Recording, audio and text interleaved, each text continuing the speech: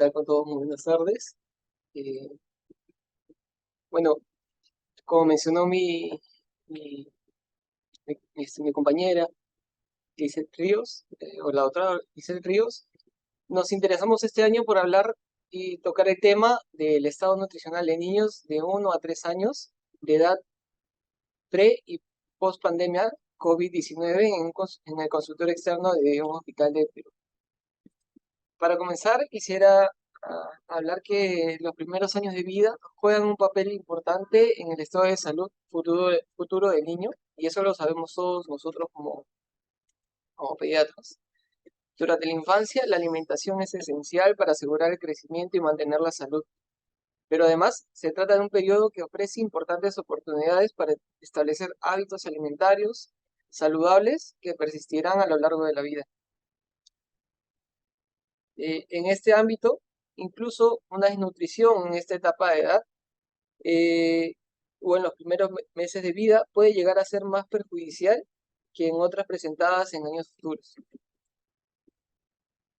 La desnutrición en los primeros años de vida puede ser más crítica que una posible malnutrición en niños más grandes.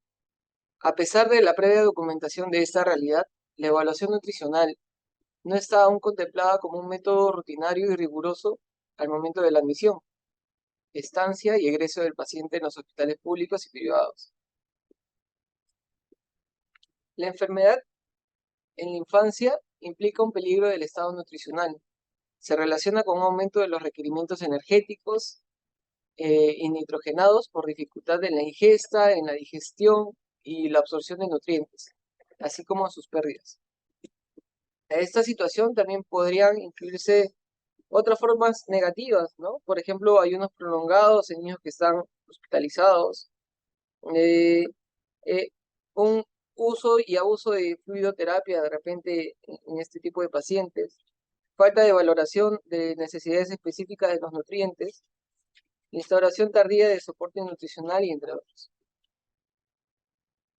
La evaluación, entonces, del estado nutricional se realiza mediante indicadores clínicos, bioquímicos, antropométricos y dietéticos. Le permite al equipo de atención conocer o estimar el estado de nutrición de los infantes a su ingreso en la institución. También identifica a los que están en riesgo de malnutrición para poder prevenirla y realizar la vigilancia y seguimiento de este tipo de pacientes. Hay muchos factores asociados a la desnutrición. Entre ellos se puede observar la estancia hospitalaria prolongada, desórdenes gastrointestinales, edad temprana y la previa presencia de desnutrición al ingreso de este tipo de pacientes con su evaluación.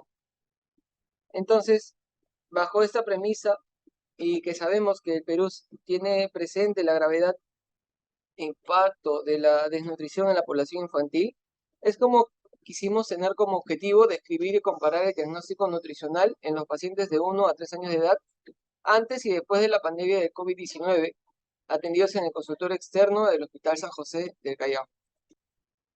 Utilizamos como materiales y métodos, el tipo de estudio fue retroprospectivo de corte transversal en niños de 1 a 3 años de edad atendidos en el consultorio externo antes y después de la pandemia COVID. Se excluyeron aquellos con malformación congénita, trastorno genético, infección por VIH, o con diagnóstico de neoplasia maligna, con ascitis, anasarcas o edemas. Se realizó un censo de pacientes hospitalizados tomando como referencia años anteriores y llegamos a una muestra total de 101 niños que cumplieron con los criterios de inclusión del estudio. Los investigadores realizamos una recolección de datos con historias clínicas, con énfasis en los datos epidemiológicos como peso, longitud, perímetro cefálico y datos eh, de las historias clínicas. Las tomas de las medidas antropométricas fueron realizadas en el consultorio externo. Para evaluar el estado nutricional usamos los estándares y protocolos de crecimiento infantil de la OMS. Se verificaron previamente las condiciones de los instrumentos de medición, como el infantómetro, las normas técnicas, las balanzas digitales en kilos y en gramos. Y bueno, y por último se contó con un formato diseñado para el estudio. La digitación y los datos consignados en los formatos se realizaron bajo una hoja de Excel y posteriormente analizados en el STAT. Dentro de los aspectos éticos, no se generaron perjuicios directos ni indirectos para el paciente y sus familiares, por lo que no habrá acuerdos compensatorios de daños y perjuicios. Dentro de las limitaciones, podríamos tomarlo como que el estudio no permite establecer causalidad entre las variables estudiadas y que la población de estudio incluye pacientes con atención en el consultorio y no de la comunidad, que limitan a la vez la validez externa del estudio. Bueno, y para continuar con los resultados del estudio, permítame presentar a la doctora Giselle Ríos, que nos va a hablar acerca de lo que hemos encontrado. Hola, ¿qué tal? Buenos días nuevamente. Vamos a hablar un poquito de la recolección de datos. Bueno, ese es un gráfico de una tortita en la que pueden observar la distribución de los diferentes diagnósticos nutricionales. Hemos encontrado pacientes desde eutróficos, desnutridos agudos, crónicos reagudizados, con sobrepeso y obesidad. Entonces, en este gráfico pueden observar que en realidad tuvimos una muestra de 101 individuos.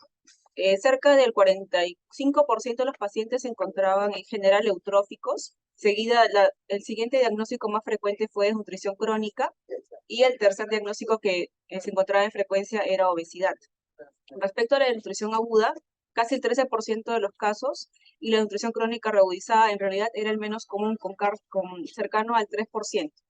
Y el menos prevalente en realidad fue el sobrepeso. Ahora, respecto a la tabla en la cual comparamos el diagnóstico nutricional respecto al momento de la pandemia del COVID, porque como lo mencionó Rommel, los datos se obtuvieron en el consultorio externo prepandemia y luego una vez que se reanudaron las actividades en consultorio pospandemia. Como pueden darse cuenta, aquí la desnutrición aguda y la obesidad disminuyeron después de la pandemia, mientras que la desnutrición crónica y los pacientes eutróficos aumentaron.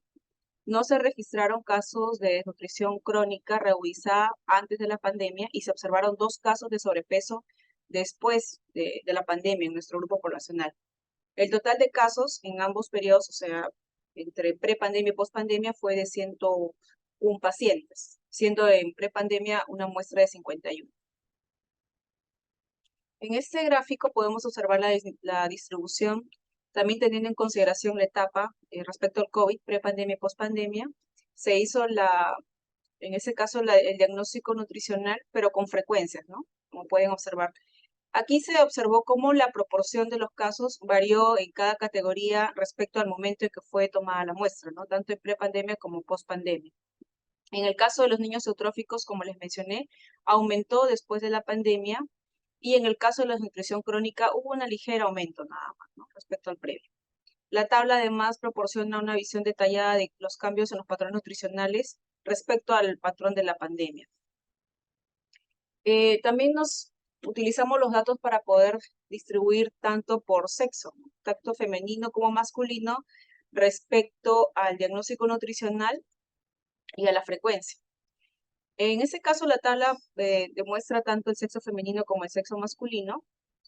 Para el caso de las mujercitas, las niñas, la desnutrición crónica era la más frecuente y la edad promedio fue más o menos 20 meses y 20.2 meses, ¿no? Si somos estrictos en los números.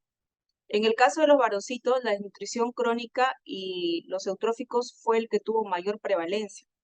Y las edades promedio fueron más o menos de 27 meses y 19 meses para el caso de los niños eutróficos.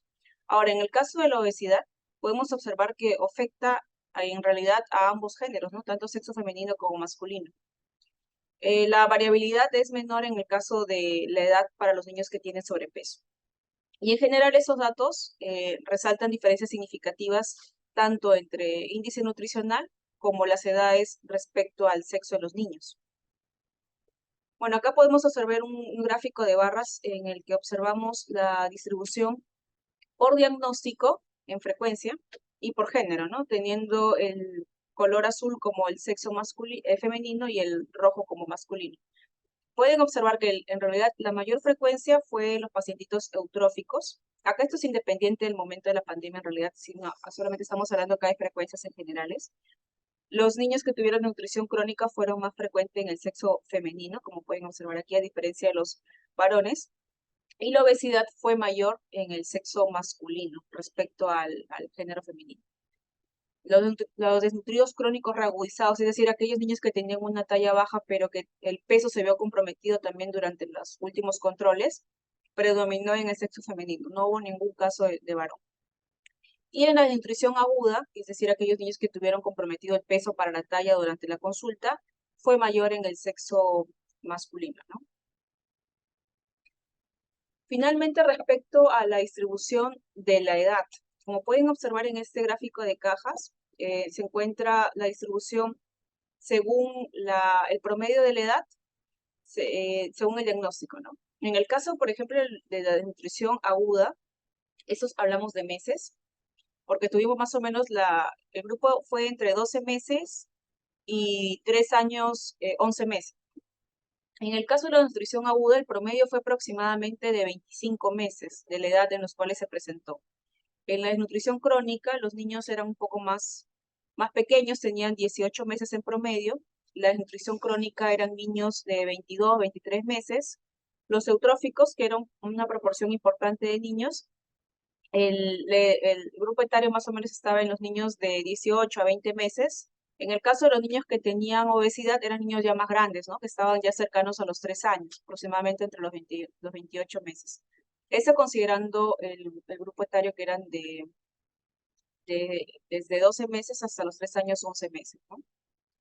Ahora, bueno, finalmente considerar que si bien es cierto, los diagnósticos nutricionales han variado respecto al momento de la pandemia, como pueden observar, es importante que se realicen estudios en el cual nos permita evaluar el impacto que puede haber generado esta etapa en los índices nutricionales de los niños y tomando como consideración este estudio podemos realizar a posterior nuevas una recolección de datos quizá más amplia para poder determinar si efectivamente el diagnóstico nutricional de los niños se ve afectado por la pandemia, ¿no? Como podemos observar, si bien es cierto, los niños sí han mejorado, no hay muchos niños que estén, en este caso, con desnutrición crónica, desnutrición aguda, y hay más eutróficos respecto a la prepandemia, también hay algunos niños que han mostrado cambios de peso como el sobrepeso.